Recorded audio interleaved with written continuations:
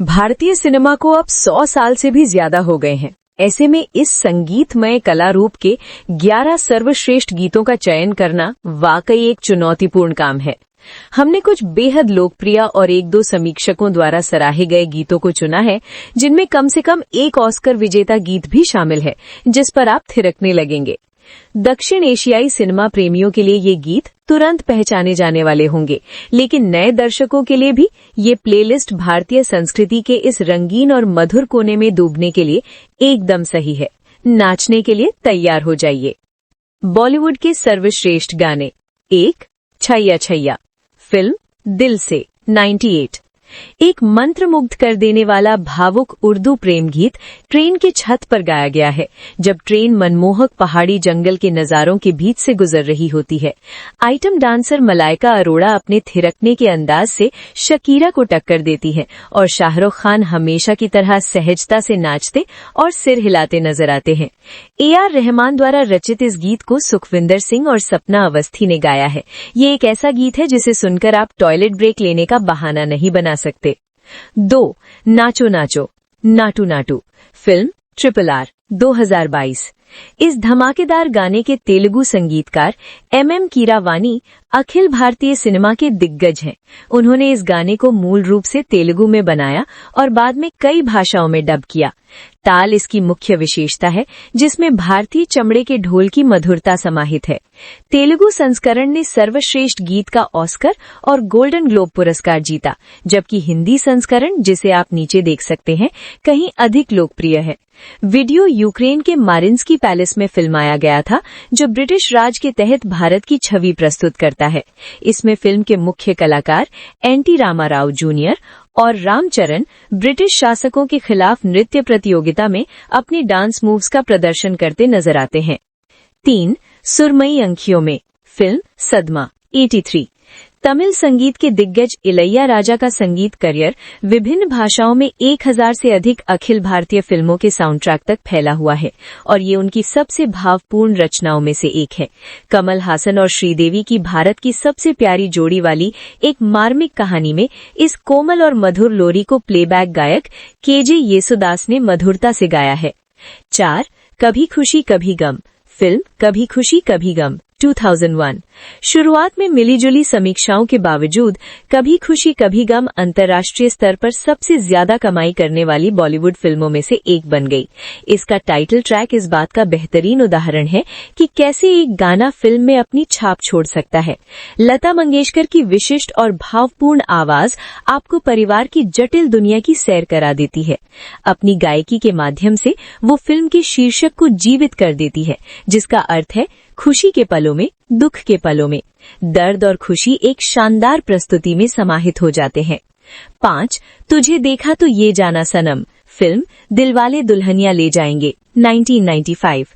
एक पीढ़ी की सबसे रोमांटिक फिल्म के इस गाने में बॉलीवुड के सुनहरे दिनों की याद दिलाता है, जिसमें पार्श्व गायक कुमार सानू और लता मंगेशकर की गायकी के साथ किस्मत के मारे प्रेमी राज और सिमरन पंजाब के खूबसूरत खेतों में फिर से मिलते हैं।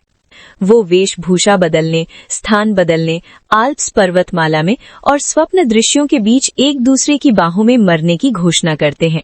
मधुर संगीत, बुलंद तारकीय धुन और लता की मासूम आवाज का ये संयोजन दशकों से बॉलीवुड का एक अभिन्न अंग रहा है। आखिरकार जो चीज सही चल रही है, उसे बदलने की क्या जरूरत है। 6. बदतमीज दिल, फिल्म ये जवानी है दीवानी 2013। ये गाना शरारत और बिंदास अंदाज को समर्पित है, जिसमें उभरते सुपरस्टार रणबीर कपूर, जो हमारे 10 सर्वश्रेष्ठ बॉलीवुड अभिनेताओं की सूची में शामिल हैं, साल्सा और रेगेटॉन की धुन पर थिरकते नजर आते हैं। इसमें एक आकर्षक कोरस है, एक जोशीली धुन है और अमर बोल है, बॉलीवुड बहुत बहुत बढ़िया। ये गाना, जैसा कि 50 सेंट कह सकते हैं, क्लब में धूम मचा रहा है। 7. कभी कभी मेरे दिल में, फिल्म कभी कभी 1976। बॉलीवुड फिल्मों में गाने अक्सर कथानक के लिए महत्वपूर्ण होते हैं और पूरी फिल्म में दोहराए जाते हैं, जैसा कि बेहद सफल फिल्म कभी कभी के इस बेहद खूबसूरत गाने के साथ है। कवि अमित को छात्रा पूजा से प्यार हो जाता है और वो चतुर व्यक्ति उसे एक कविता सुनाता है। इस गीत के बोल, जिसे सदाबहार पार्श्व गायक जोड़ी मुकेश और लता मंगेशकर ने गाया है। परिवार अमित और पूजा को एक साथ रहने से रोकता है। पूजा की अरेंज मैरिज होती है और वो अपनी शादी की रात ये गाना गाती है और कल्पना। फिल्म कल हो ना हो 2003। किसी फिल्म में बार बार बजने वाले गाने का एक उदाहरण है कल हो ना हो के टाइटल ट्रैक का बांसुरी वाला इंट्रो, जो 2000 के दशक की इस बेहद सफल फिल्म में बार बार सुनाई देता है।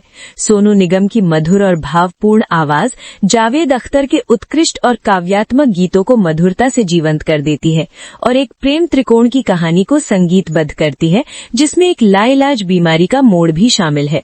शंकर एहसान लॉय द्वारा तैयार किया गया पूरा साउंड ट्रैक शानदार है और माहेवी का दमदार हिप हॉप प्रोडक्शन 21वीं सदी के बॉलीवुड द्वारा बाहरी प्रभावों को आत्मसात करने को दर्शाता है। 9 आप जैसा कोई। फिल्म कुर्बानी 1980। 1970 के मुख्यधारा के डिस्को संगीत में एक तरह का अतिरंजित और भद्दा आकर्षण था। ऐसे में बॉलीवुड डिस्को संगीत बिल्कुल बेजोड़ है और इसका सबूत ये रहा। आप जैसे कोई की जड़ें ब्रिटेन में हैं। बेंगलुरु में जन्मे और लंदन में रहने वाले निर्माता बिद्दू यानी कुंफू फाइटिंग ने इस बॉलीवुड डिस्को क्लासिक के धीमे धीमे बजने और चमकदार डिस्को वाइब को रचा है। ये मधुर आवाज लंदन में रहने वाली 15 वर्षीय पाकिस्तानी स्कूली छात्रा नाजिया हसन की थी, जिन्होंने अपने भाई जोहेब के साथ मिलकर डिस्को दीवाने नामक एक बेहद सफल एल्बम बनाया था। दुख की बात यह है कि नाजिया का 2000 में 35 वर्ष की आयु में निधन हो गया। 10 दम मारो दम। फिल्म हरे रामा हरे कृष्णा 1971। जब आप आशा जी हों और आपकी बड़ी बहन लता मंगेशकर हों, जो बॉलीवुड की सबसे लोकप्रिय और सर्वश्रेष्ठ पार्श्व गायिका हों, तो आप क्या करती हैं? आप लता की सीधी साधी छवि के बिल्कुल विपरीत एक व्यक्तित्व विकसित करती हैं और बेबाक, बिंदास और कामुक अभिनेत्रियों के लिए गाती हैं। इस कहानी में 1970 के दशक की वैम्प जीनत अमान है, जबकि वे एक चिलम को आपस में बांटते हैं, जबकि आशा जी R.D. बर्मन द्वारा रचित एक शानदार साइकेडेलिक बॉलीवुड फंक संगीत पर एक और कश लोग आती हैं, जो 1980 में आशा जी के पति बने थे। 11 आवारा हूँ। फिल्म आवारा 1951। राज कपूर को उत्तर औपनिवेशिक भारत में सिनेमा का जनक माना जाता है। अभिनेता और निर्देशक के रूप में उन्होंने 1950 और 1960 के दशक में कई हिट फिल्में दी, जिनमें आवारा भी शामिल है, और फिल्म को भारत की सांस्कृतिक कल्पना का केंद्र बनाने में उनकी महत्वपूर्ण भूमिका रही। गीत आवारा हूँ में अभिनेता एक घुमंतु व्यक्ति होने के बारे में खुशी खुशी गाते हैं, जो 1947 के विभाजन की याद दिलाता है, जिसमें लगभग 10 मिलियन लोग विस्थापित हुए थे। उनके आम आदमी के आकर्षण ने लोगों के दिलों को छू लिया और इस गीत के संस्करण सोवियत संघ और चीन में भी दिखाई दिए। कहा जाता है कि चेयरमैन माओ फिल्म और गीत दोनों के बड़े फैन थे।